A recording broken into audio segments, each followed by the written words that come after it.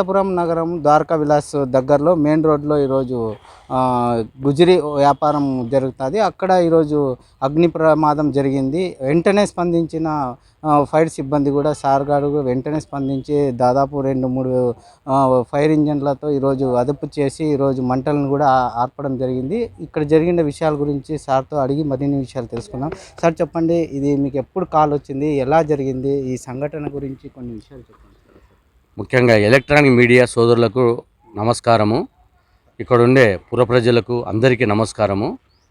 ఈరోజు దాదాపు ఉదయం 7:45 కళ్యాణదుర్గం రోడ్డు మన అమ్మవారి గుడి నల్లిగమ్మవారి గుడి సమీపంలో మంజునాథ అనే అతనిది గుజరీ అగ్ని ప్రమాదమునకు గురి అయినది.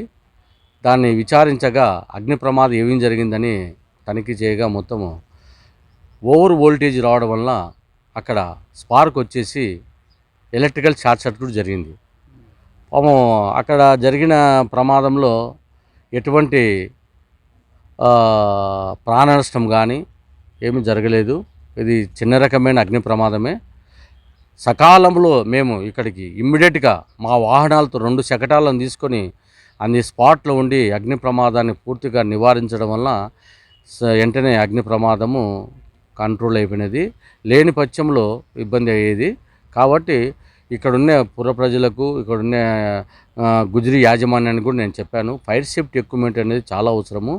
ముఖ్యంగా మీరు ఇవన్నీ ఫైర్ సేఫ్టీ ఎక్విప్మెంట్ కింద ప్రొవైడ్ చేసుకొని ఉంటే ఈరోజు చాలా మటుకు మీరే కంట్రోల్ చేసుకుందరు. ఆడ ఎక్కడైతే విద్యుత్ షార్ట్ సర్క్యూట్ జరిగిందో అక్కడనే ఒక CO2 కానీ DCP కానీ మీ దగ్గర ఉంటే మీరే డెమో చేసుకొని ప్రమాదాన్ని నివారించిన వాళ్ళు అందరూ. ఎందుకంటే టౌన్లో మన ఫైర్ ఇంజన్లు వెంటనే ఉండడం వల్ల ఈ అగ్ని ప్రమాదం పూర్తిగా నివారించడం జరిగింది. కాబట్టి ఎలక్ట్రానిక్ మీడియా సోదరులు కూడా వెంటనే స్పందించి మా దగ్గరికి వచ్చి సమాచారాన్ని ప్రజలు తెలియజేసినందుకు వారికి ధన్యవాదాలు. అయితే సార్, ముఖ్యంగా ఎక్కువ వరకు విద్యుత్ షార్ట్ సర్క్యూటే అనే కారణాలు చెప్తా ఉన్నారు.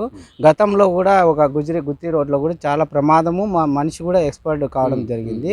అంటే ఈ ముఖ్యంగా ప్రమాదాలకు విద్యుత్ షార్ట్ సర్క్యూటే ప్రమాదం అవుతా ఉంది. కాబట్టి దీనిపైన మీరు ఎటువంటి చర్యలు చేపడుతున్నారు? అయితే ఎక్కువగా ఇట్లా మామూలుగా నివాసం ఉంటున్న ప్రాంతాల్లో ఇట్లా గుజరీ వ్యాపారం కానీ ఇంకోటి కానీ ఇట్లాంటివి చేస్తూ ఉంటారు. కాబట్టి పక్కలో ఉండే వాళ్ళకు కూడా ప్రాబ్లం ఉంటుంది.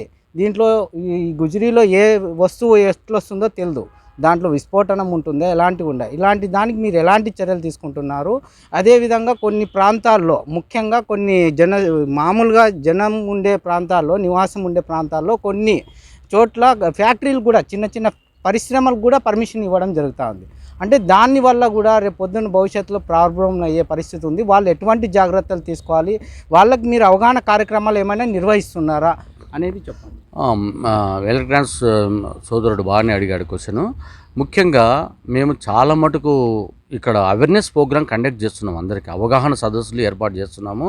ప్రతి ఒక్క గుజరీ కాడ కావచ్చు, ఇండస్ట్రియల్స్ దగ్గర కావచ్చు, మీరు చెప్పినట్టుగా చాలా మటుకు కర్మాగారాల దగ్గర కావచ్చు, అన్ని చోట్ల మేము అవగాహన సదస్సు ఏర్పాటు చేసిన అగ్ని ప్రమాదం జరగకుండా ముందు ఏమి తీసుకోవాలా, ప్రమాదం జరిగిన తర్వాత ఏమి యాక్షన్ తీసుకోవాలనేది కూడా ప్రజలు చెప్తున్నాము. ఇప్పటికి మీరు రాకన్నా ముందే ఒక అర్ధగంట ముందు కూడా ఈ మంజునాథ అనే వ్యక్తికి నేను చెప్పాను, అయ్యా ఈ రకంగా గృహాల మధ్యలో మీ గుజరీ ఉన్నది, అక్కడ ఏదైనా ఆస్తి నష్టం జరగడానికి పక్క ఇంటి వాళ్ళు కానీ వీళ్ళు కానీ ఏదైనా ఇబ్బందులు పడినప్పుడు మీరు చాలా ఇబ్బందులు ఎదుర్కోవాల్సిన పరిస్థితి వస్తుంది. కాబట్టి మీరు ఫైర్ సేఫ్టీ ఎక్విప్మెంట్ ఖచ్చితంగా ప్రొవైడ్ చేసుకుంటూనే మీరు ఇక్కడ ఉండాలా, లేకపోతే మీరు ఊరు బయటికి వెళ్ళిపోండి అని కూడా ఇంతకుముందు నేను వాళ్ళకు ఖచ్చితంగా చెప్పాను.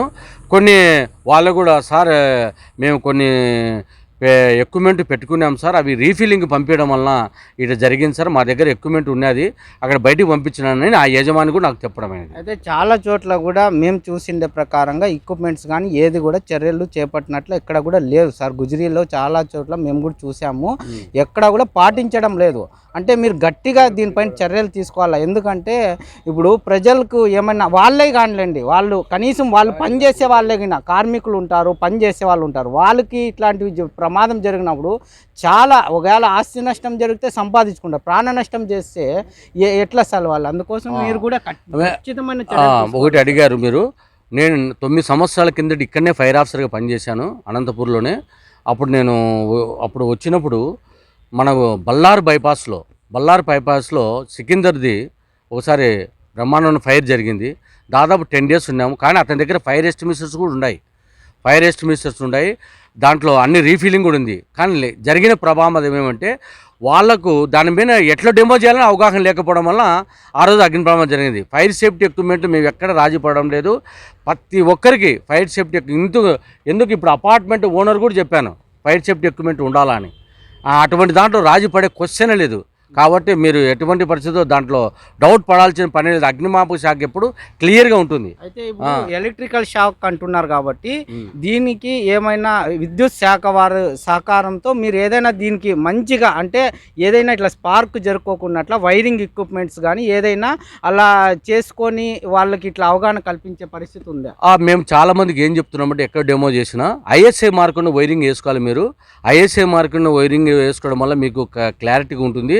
ఎక్కడంటే పాత వైర్లు వేసుకుంటే 2 జాయింట్ల మధ్య 2 జాయింట్లు ఊడిపోయి స్పార్క్ వచ్చినప్పుడు అగ్ని ప్రమాదం జరగడానికి ఆస్కారం ఉంది. కాబట్టి ఐఎస్ఐ మార్క్ ఉన్న వైరింగ్ వేసుకోవాలని చాలామందికి నేను చెప్తున్నాను. నేను వచ్చినాక గతంలో ట్రాన్స్ఫర్ అయిపోయినాను, మళ్ళీ ఇక్కడికి వచ్చాను. నేను ఎప్పుడు వచ్చినా అనంతపూర్లో అందరికీ ఐఎస్ఐ మార్క్ ఉన్న వైరింగ్ వేసుకోమని చెప్తాను. ఇంక్లూడ్ ఆఫ్ గ్యాస్ సిలిండర్లు కూడా ఎవరన్నా పెడితే ఐఎస్ఐ మార్క్ ఉన్న గ్యాస్ సిలిండర్ పైప్ కూడా వేసుకోవాలని నేను క్లారిటీగా అందరికీ చెప్తున్నాను. చూశారు కదండి, ఏదైతే ఇప్పుడున్న ప్రమాదం గురించి సార్ పూర్తిగా వివరించారు. అలాగే ఈరోజు చాలా వరకు ఇలాంటి ప్రమాదాలు గురి కావడము, వైర్ సేఫ్టీ గురించి కూడా అదేవిధంగా మంచి అవగాహన కార్యక్రమాలు కూడా నిర్వహిస్తున్నట్లు తెలిపారు. అయితే ఇప్పుడు ఈ గుజరీ ఏదైతే వ్యాపారం చేస్తున్నారో వాళ్ళకు కూడా పూర్తిగా ఇన్స్ట్రక్షన్ ఇచ్చినట్లు కూడా సార్ తెలియజేశారు. చూస్తూనే ఉండండి అనంతపురం D3 న్యూస్.